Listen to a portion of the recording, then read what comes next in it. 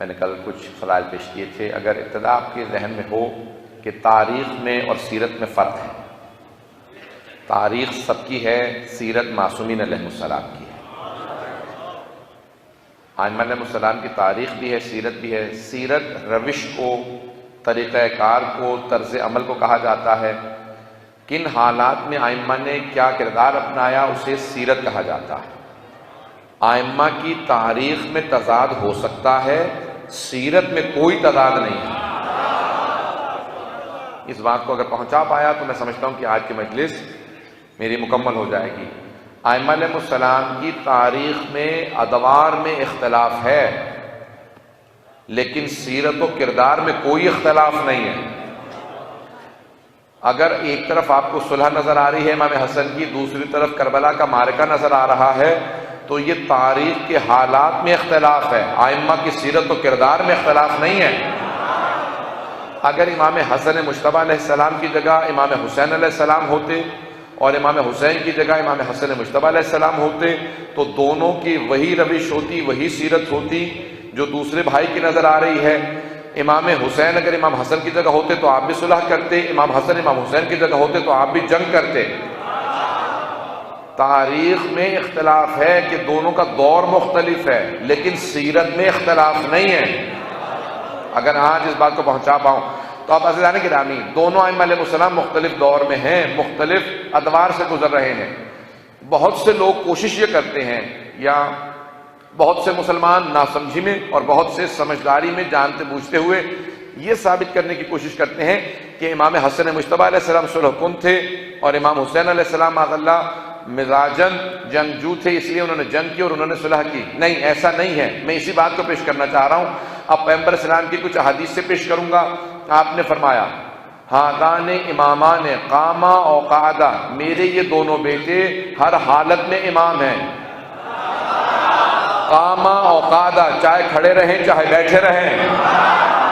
भाई ये जाहिरी अल्फाज हैं, चाहे कयाम करें चाहे सुलह करें, चाहे जंग करें चाहे सुलह करें, दोनों हर हालत में इमाम है। पैगंबर इस्लाम अपनी हदीस के अल्फाज से बता रहे हैं। तारीख के अदवार में इख्तलाफ हो सकता है, दोनों के किरदार में कोई इख्तलाफ नहीं है। तो अब दोनों की रविश एक जैसी है और दोनों हमेशा साथ साथ रहे हैं। जनाबी सैयदा सलामुल्लाह अलैहा से दोनों शहजादों ने सवाल किया,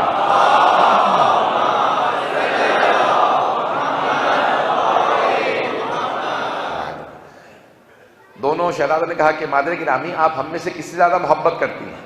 तो बीबी ने कहा कि जो मुझसे ज्यादा मोहब्बत करता है। तो इमाम हसन मुज्तबा ने कहा, मादरे गिरामी फिर आप फैसला कीजिए, हम दोनों में आपसे ज्यादा मोहब्बत कौन करता है?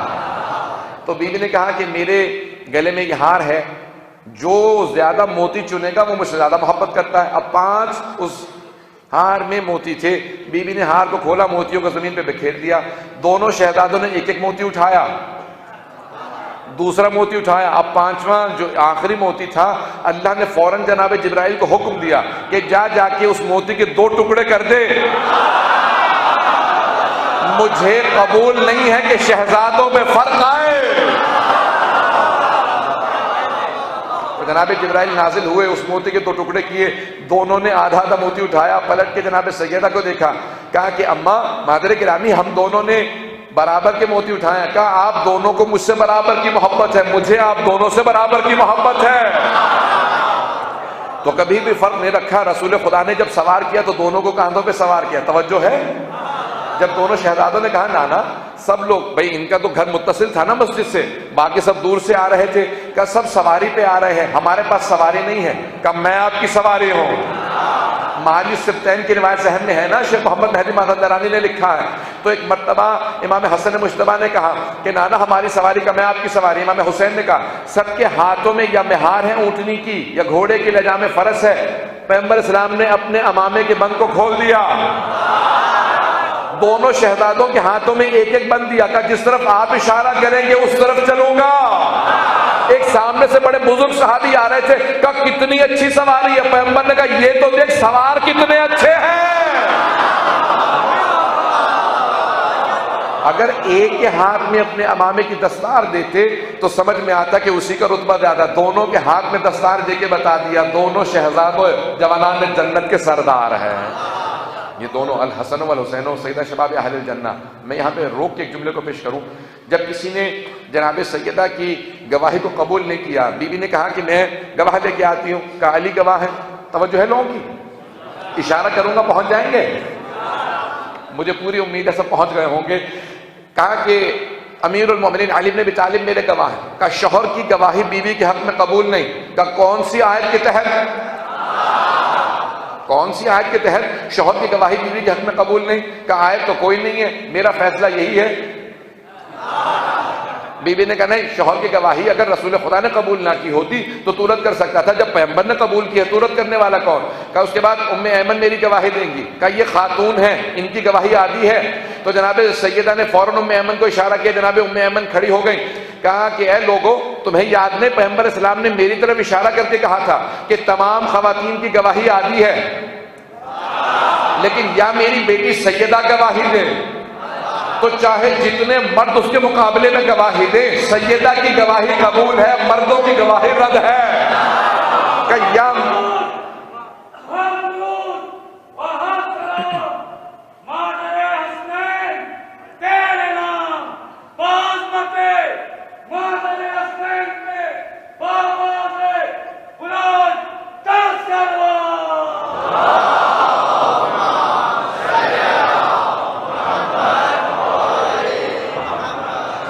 तवज्जो है लोगों की। अब मुझे जो शाहिद मिसाल है मुझे वहीं पे लेके जाना है। तो जनाब सैयदा ने हजरत उम्मे ऐमन से कहा है लोगों, रसूल खुदा ने कहा था अगर उम्मे ऐमन गवाही दे तो उसकी गवाही पूरी है। तो सब लोगों ने सर झुका लिया। तो जनाब सैयदा ने कहा कि तुम्हारा सर झुकाना बता रहा है, याद सबको है, बोलना कोई नहीं चाहता। फिर बीबी ने कहा कि मेरे दोनों बेटे मेरे गवाह हैं। कहा ये नाबालिग हैं, इनकी गवाही कबूल नहीं है। तवज्जो है, शरीयत का फैसला यही है, नाबालिग की गवाही कबूल नहीं है। लेकिन बीबी ने फौरन कहा कि अगर नाबालिग की गवाही कबूल नहीं तो मेरे बाबा ने इन दोनों को सारे जवानां ने जन्नत का सरदार करार दिया। ये नहीं कहा कि जब मारका करबला हो जाएगा, जब सुलह हो जाएगी तो सरदार हो जाएंगे। कहा ये आज इसी वक्त अभी दोनों तमाम जवानां ने जन्नत के सरदार हैं।